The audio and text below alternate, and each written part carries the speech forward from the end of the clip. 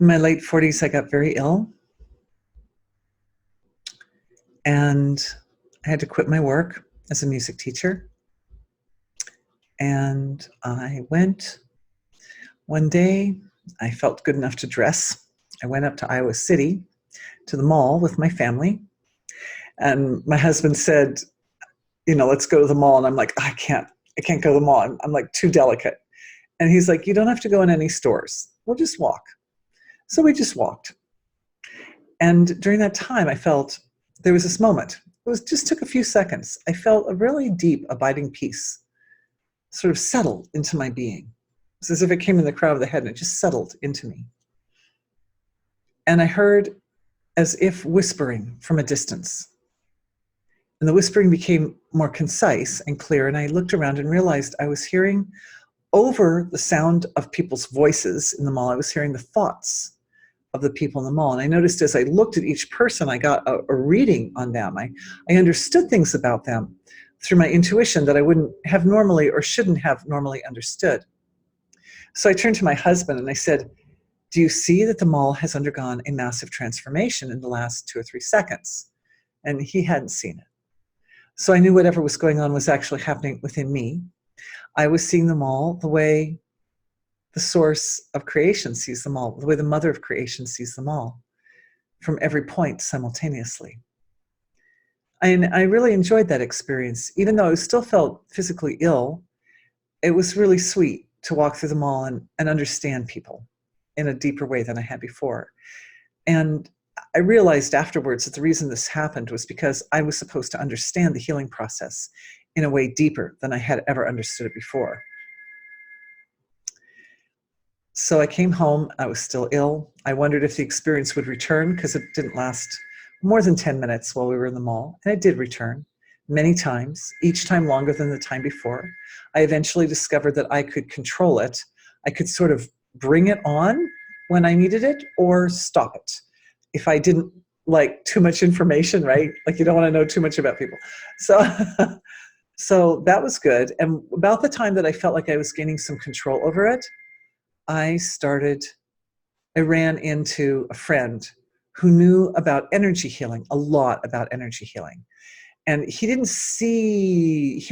have this ability to kind of open this vision thing that I had, but he understood a lot. And so he told me that he could help me heal myself. I had to turn those energies that I'd been pouring into world peace and pouring into my family, I had to pour them into myself if I was going to heal.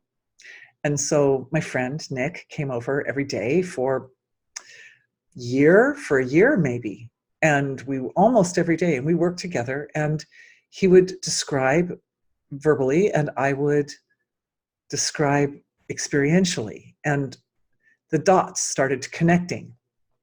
And I understood procedures and technologies, and I understood about getting downloads of information.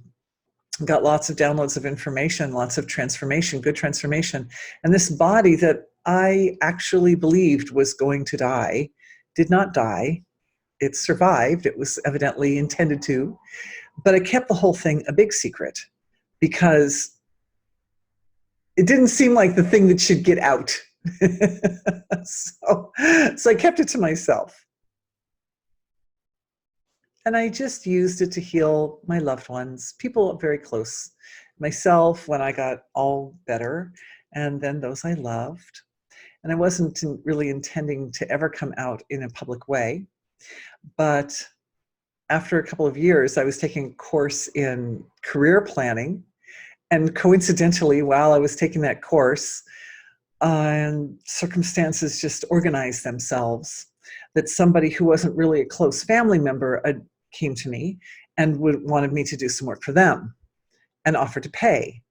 And because both my husband and I were volunteers for world peace with 3 little children, it made sense that I could do something to make a little bit of extra income. So I did. And we live in a small town, and you tell someone, now don't tell anybody that I did this for you because I didn't want people to know.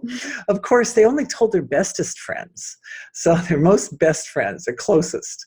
And so, of course, from one person to another, it passed around. And eventually Many people knew what I was doing.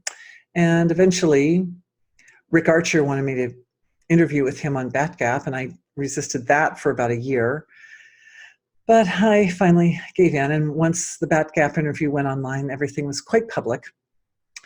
And my life changed a lot at that point. And even before that, I realized my life went through a fairly major change where I realized my main activity was healing and my secondary activity was music. And now my work focuses on providing the resources to you and anybody else who would like to learn to heal themselves and people they love through energy healing. It's really not that hard. It essentially requires a focus of attention, specific ways of focusing attention, because consciousness is fundamental to manifest creation.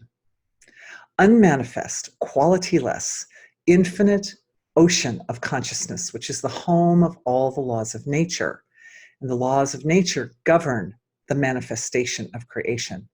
So getting in touch with that allows one to focus attention in an intelligent manner to produce specific effects. And we're all experts at focusing our attention. Anyone who's human is an expert at focusing attention. So anyone can heal themselves with energy work.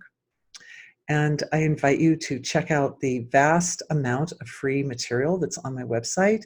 I have a knowledge base. I have a whole set of free offerings. I have a YouTube channel with, I think this time it's around 400 videos and many healings and instructional videos and all kinds of theory on why energy healing works and how it works and how do you handle specific situations and on and on. So please take advantage of that if you can.